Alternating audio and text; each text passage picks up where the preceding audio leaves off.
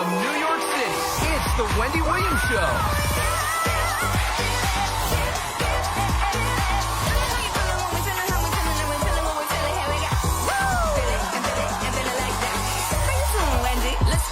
Now, here's Wendy.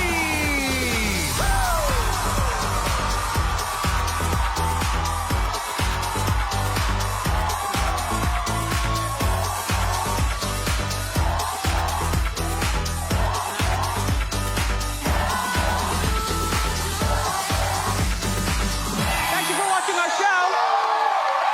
Say hello to my co-host, my Stanford virtual studio audience, sorry, and my virtual audience. It's another day. How you doing? I'm doing okay. Let's get started. It's time for Hot Topics.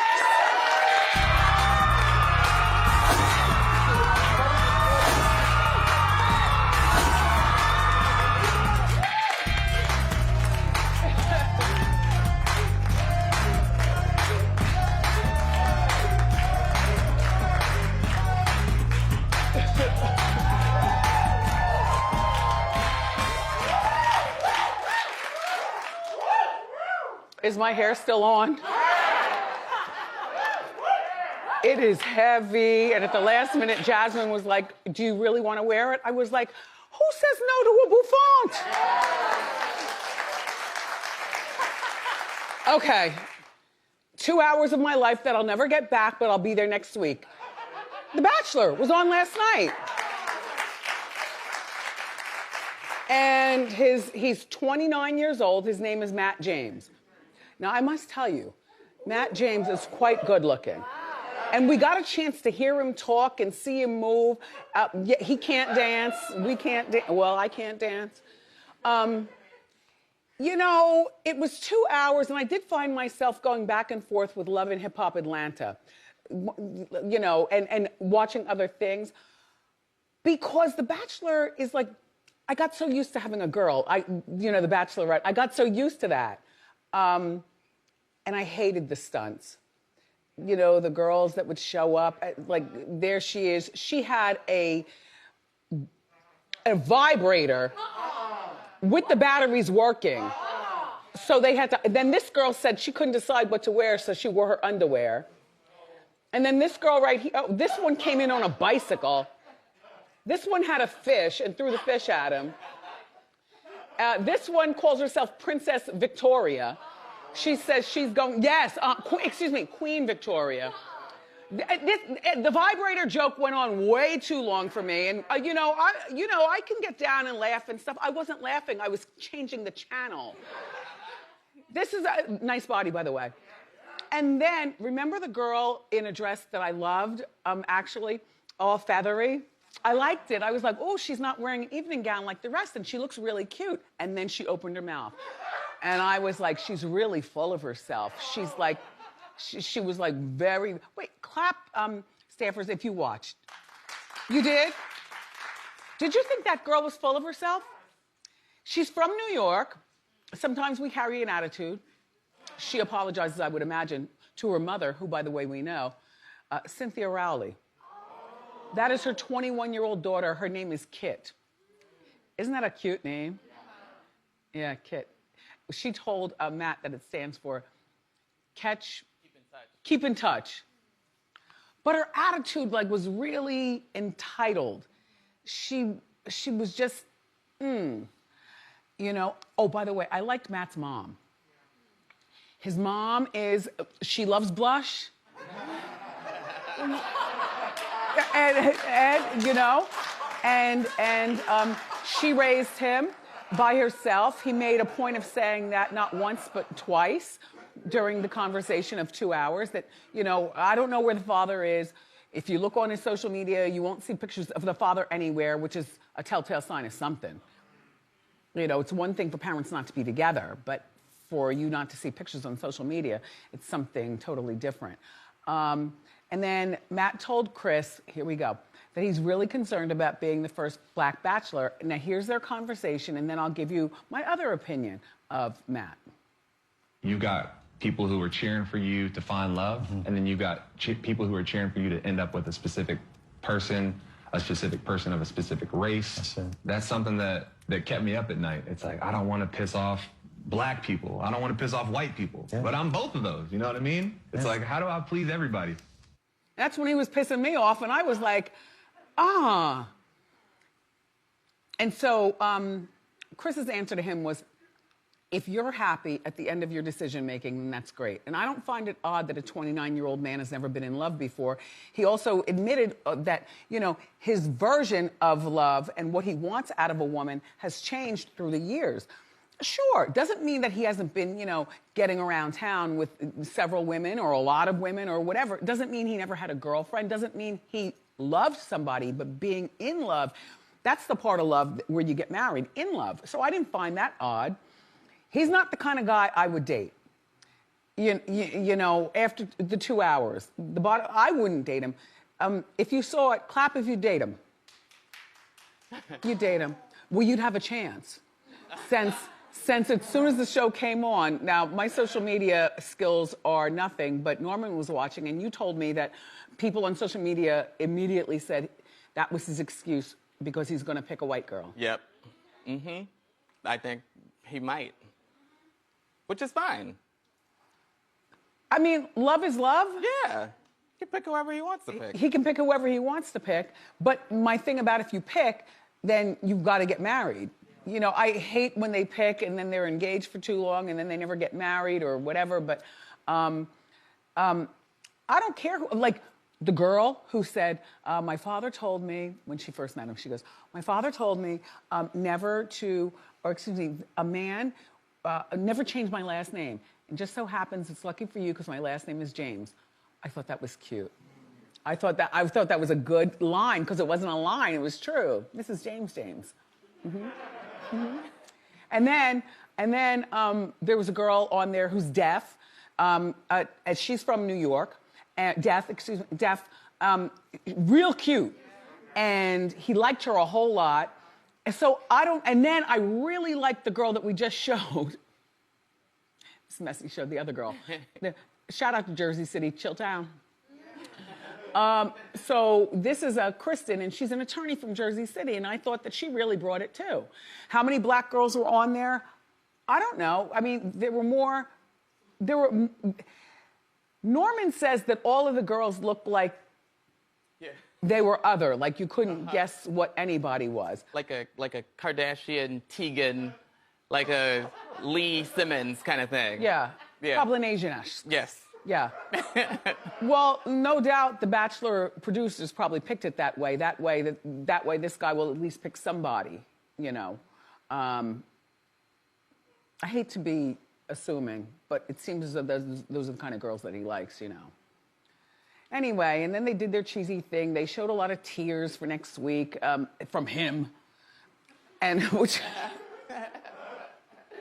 But I'll be watching. Let's watch together. It comes on early. The Bachelor airs Mondays at 8 on ABC.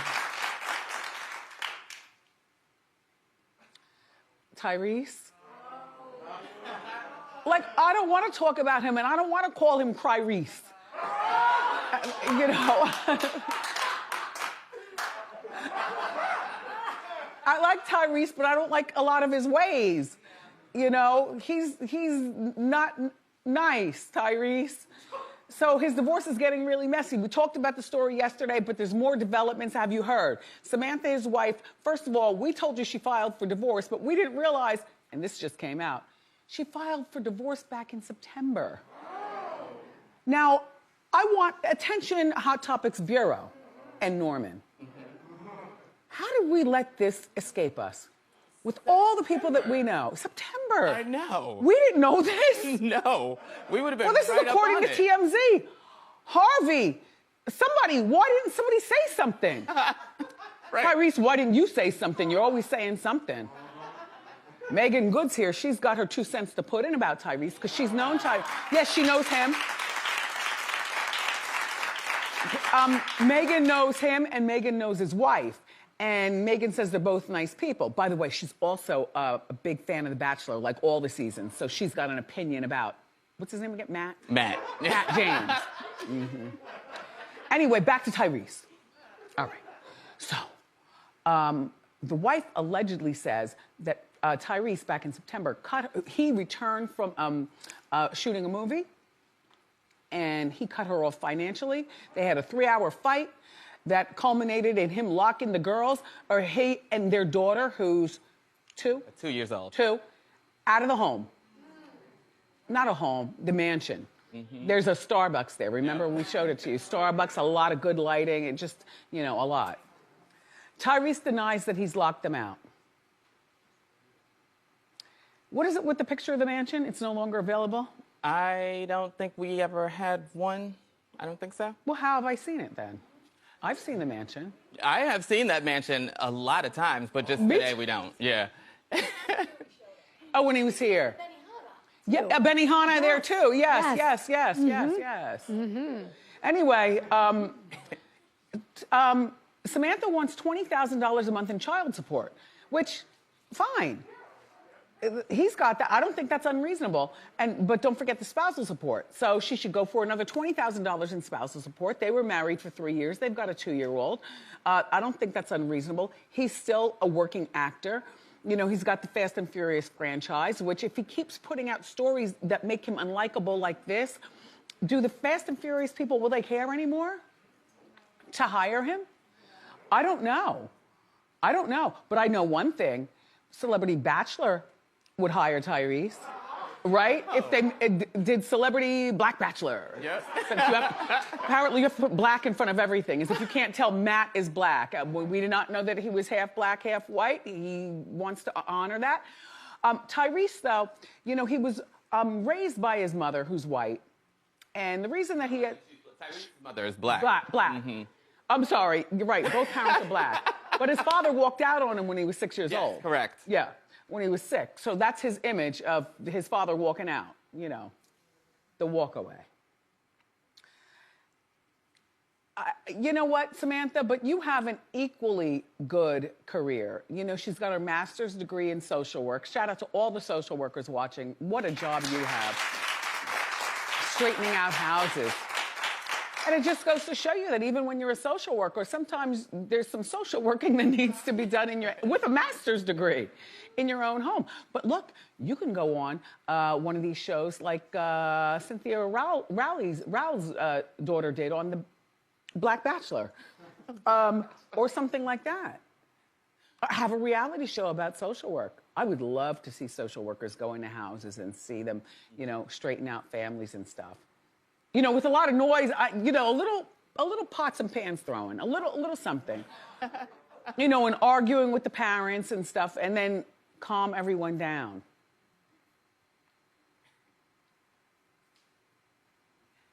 Ayanla's not going to be on TV for anymore. I know. We need something. The concept was nice. I'm not really invested in this relationship with Harry Styles and Olivia Wilde. Are you? Well, here's my thing. They've been dating. All right. Now, he's cute. Young. He looks younger than his 26 years. He looks so young. He's got a lot of hair, and it's good. And you could tell those aren't clip-ins. And that's not a process. Why was I online yesterday and saw them zooming in on Jamie Foxx? Did Jamie Foxx get a little Right. I saw that story too. We should investigate that story. At the very least, bring in a magnifying glass and zoom. Exactly. I've been concerned about his hairline for decades. Obsessed. I love Jamie Foxx. I love Jamie Foxx too. Do you know how long we've been working on having a relationship, a friendship? It's the show. It's what I do, Jamie. But look, you're a good-looking man, and you're a hell of a father, and you got a good little business over there with that Foxhole Radio. Plus, you still do the stand-up, and you could do a mean booty bounce. But the hairline, and he didn't get too much. It wasn't carved out too much. Sometimes guys go overboard. It's straight across. Anyway, back to Harry. So he's 26. It's like, do you know what me and Tyrese have been through? Uh-huh. But Tyrese, it's the show. I do what I do, and you do what you do. So I got to talk about something. I get out here, my booty starts buzzing, and that means showtime.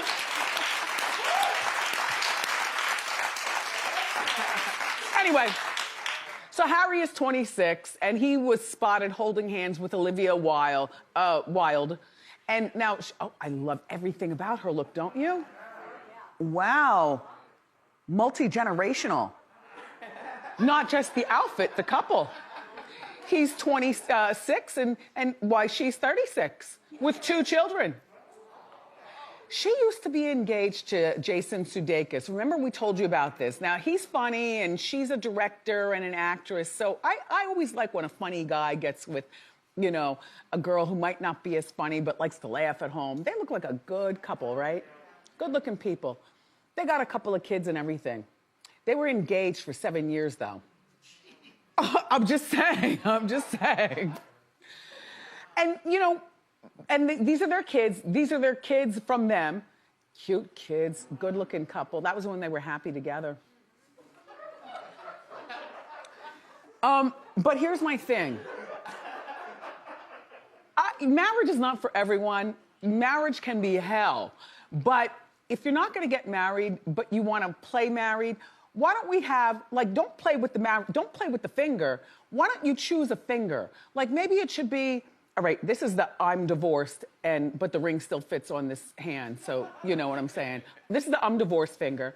So maybe the, yeah, we have kids, and yeah, we're not married. Maybe it should be this finger. Oh, yeah. You know what I mean? Maybe it should be this one. But pick a finger, is what I'm saying. Oh, God. Well, there he is. Mr. Money Jumpsuit with gold Timberlands. Yes. You've got more fans than Saswan. Effect.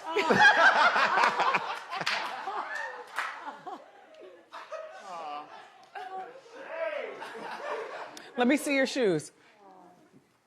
Some Max, Air Max, Air Max. Air We Max. like Air Max here, yeah. Air Max. Comfortable. Anyway, Olivia's currently directing Harry in an upcoming movie. So you see where this might have happened. He's directing her, you know, telling her what to do, like a grown woman does. You know, the older woman role. Spending time going over his lines in his trailer, or him sitting on her desk in her office. And then things happen. Well, where they got discovered was his manager got married. So it was at a wedding. And like, when you think of your manager or people on the inside, that means the agent was there and people were there. And so all this information got released through TMZ, through somebody on the inside. That's why the inside is never good. Just don't trust anybody. I like his bell-bottom suit. This is not going to last, though. Listen, she and Jason broke up in November. I don't think it's too early for her to be back getting it in with somebody else. Better a younger man who won't give you any back talk.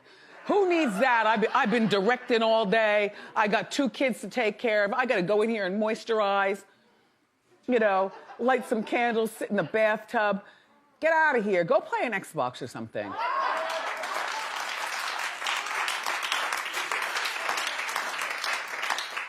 Chinese food for lunch today, by the way. Yeah. Yeah. I know. I got some honey-covered walnuts, you know, to put. I got the lo mein. I'm gonna put it in the lo mein.